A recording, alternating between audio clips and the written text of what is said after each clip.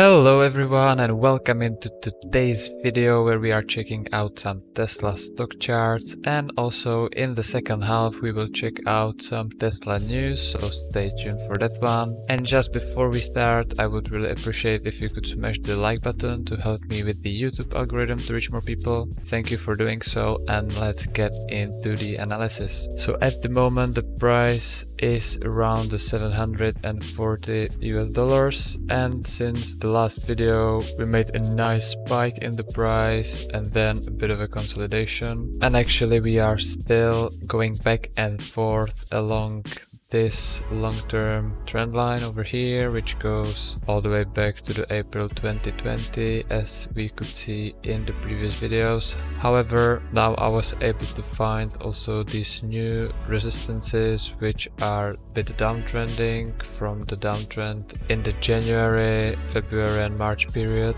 and we can actually see that in the past there were some few bounce off here in the January, also over here, and few brief ones over here. And now at this point of time we've actually did a little bit of a false breakout here and tagged this a second time, and now we are tagging this for the third time. So quite a significant resistance as well. Above this one there is this another in a parallel, forming kind of a parallel channel, which also had a few tags from these very fast moves in the January, but at the moment it looks like it is forming a bit of a wedge over here, so that could mean that there is gonna be a big spike. However, even if the spike is upwards, there is still this second resistance, so we may not be out of the downtrend just yet, but I think it will be crucial if we stay above this support now. This could really keep the stock price in a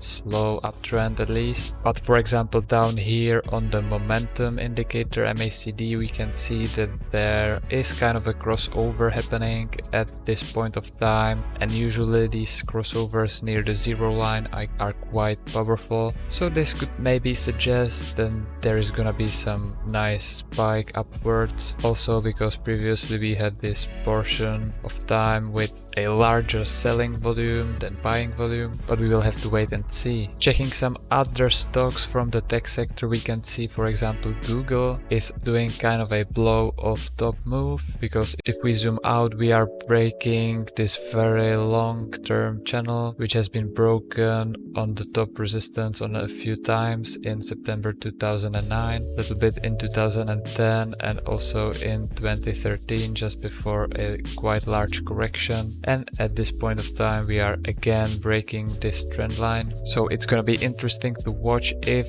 it can hold up or if there is gonna be a similar correction to those 2013, 14 or 2009. Also checking out the S&P 500 index, we can see that there is a similar move as with the Google stock. There is this break of a very significant long-term resistance over here, and we are still managing to be above this resistance and not coming down. Also we can see that the 50-day moving average, the green line, has been pulled out of this channel, so the price doesn't seem to be that overextended. And also we can see that we are in this kind of a price channel over here, which goes all the way back to the November phase where there was this huge spike upwards in the S&P 500, and since then the price was going back and forth pretty much, except the March period where there was a bit of a correction, and also later in March again. However, now it seems that there is the continuation of this channel. We had a little bit of a false breakout and correction in the middle of this channel, and so far we are heading again quite close to the top of the channel, so maybe there will be a slight correction as well. And checking out the Nasdaq 100 index, it looks pretty similar. Also we are above the long-term resistance, but much longer, since the July 2020. However, we are still making new highs over here, so that's a good bullish sign. And also checking this very important ratio of Nasdaq divided by the S&P 500, we can see that we are still above this all-time high from the dot-com bubble of this ratio, so we are still holding above this line. There was this slight backtest of this support, and also this 50-day moving average, so the price isn't that overextended as it was, for example, in August last year. There was this huge gap between the moving average, 50-day moving average, and the value of this ratio. So this looks quite historic, and we maybe could see a overperformance of the tech sector in the near future. And that's also why we can see historic lows in the volatility index of S&P 500. This continuation of this bullish trend, this ratio has fallen very low to the times before the health crisis, but this is a very strong region over here, so I don't think the volatility index could continue falling much longer.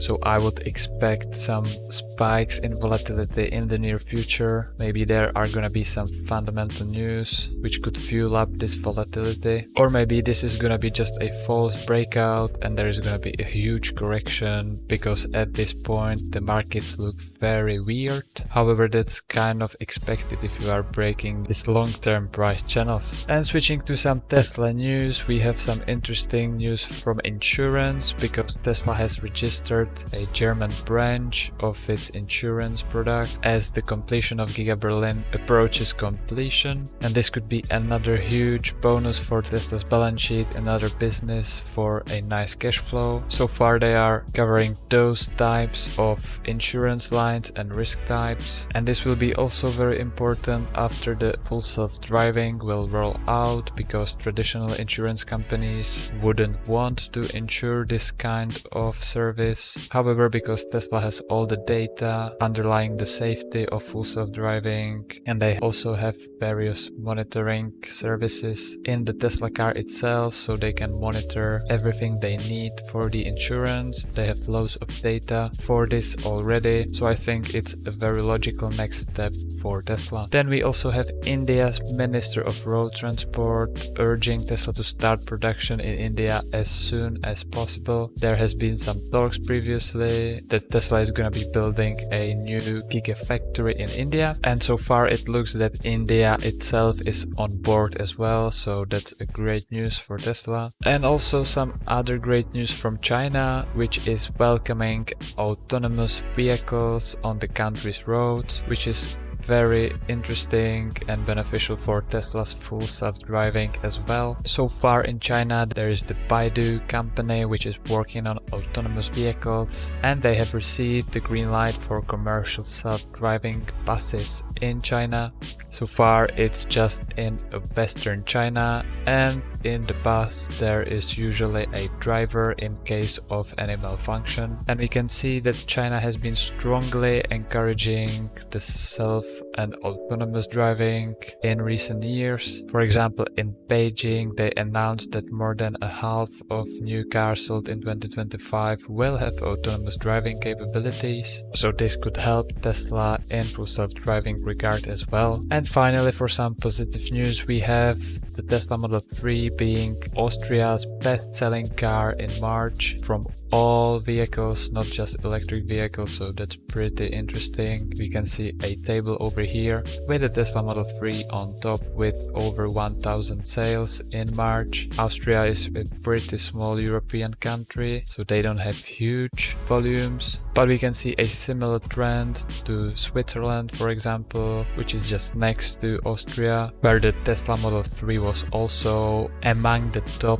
vehicles sold, period, not just electric ones. And obviously the Tesla Model 3 is also best-selling car in EVs with 33% market share. So it's really interesting to see that more and more people are willing to pay for Tesla Model 3s, even though they are not the cheapest cars there. But I think they see the benefits for the future, so that's all very good for Tesla. And this is it from today's video. I hope you enjoyed this one. If so, please smash the like button to help me with the YouTube algorithm. Thank you. And also, you can consider subscribing for more Tesla content in the future. I thank you for watching, and I will see you in the next one. Cheers!